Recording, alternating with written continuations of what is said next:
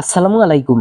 Copa আমেরিকার opening ম্যাচে আর্জেন্টিনার বিপক্ষে প্রতিদ্বন্দ্বিতা করবেন কানাডা। ম্যাচটি বাংলাদেশের সময় অনুযায়ী শুরু হবে আগামীকাল অর্থাৎ 21শে জুন সকাল 6টায়। ম্যাচটির ভেন্যু হচ্ছে যুক্তরাষ্ট্রের Mercedes Benz stadium.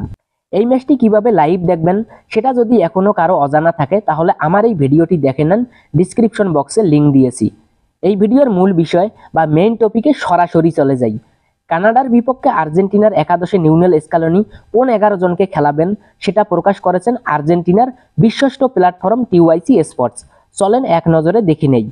Lionel Scaloni আর্জেন্টিনাকে 4-4-2 ফরমেশনে অথবা 4-3-3 শেপে খেলাতে পারেন। ভিডিওটি রেকর্ড করার আগ মুহূর্ত পর্যন্ত যে তথ্যগুলো পাওয়া গেছে সে অনুযায়ী 4-4-2 ফরমেশনেই বেছে নেবেন লিওনেল স্ক্যালোনি। গোলবারে বরাবরই এমিলিয়ানো মার্টিনেজ থাকবেন, ডিফেন্সে রাইট ব্যাকে মলিনা থাকবেন, প্রস্তুতি ম্যাচ দুইটাতে না খেলা তাগলিয়াফিকো থাকবেন লেফট ব্যাকে, সেন্টার ব্যাক পজিশনে ওতামেন্ডির জায়গায় খেলবেন লিসান্দ্রো মার্টিনেজ, রোমেরো তার পজিশনে যথারীতি থাকছেন, মিডফিল্ডে পারদেস থাকবেন, এটা অনেক আগ থেকেই কনফার্ম। তবে মজার ব্যাপার হলো ডিমারিয়া এই ম্যাচে সম্ভবত খেলবেন রাইট মিডফিল্ডের ওয়াইড এরিয়াতে। রাইট সেন্ট্রাল মিডে ডিপল থাকবেন এবং লেফট মিডে থাকছেন ম্যাক এলিস্টার। অ্যাটাক লাইনে রাইট সেন্ট্রাল ফরওয়ার্ড পজিশনে থাকবেন মেসি।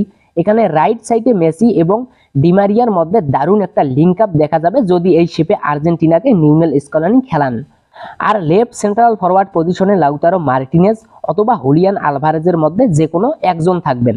দারুণ ফর্মে আছেন লাউতারো মার্টিনেজ, আগের ম্যাচে জোড়া গোল করেছেন, তাই লাউতারোর সম্ভাবনাই বেশি থাকবে। তবে হুলিয়ান আলভারেজ নাকি অনুশীলনে খুবই চমৎকার করেছেন, তাই একাদশে যদি হুলিয়ান আলভারেজকে দেখা যায় তাতে অবাক হওয়ার কিছুই থাকবে না। আর্জেন্টিনার একাদশ কেমন হবে সেটার 90% সিওরিটি থাকলেও শেষ মুহূর্তে স্ক্যালোনি তার সিদ্ধান্ত পরিবর্তন করতেই পারেন। এখানেই শেষ করছি, ভালো থাকবেন, ধন্যবাদ।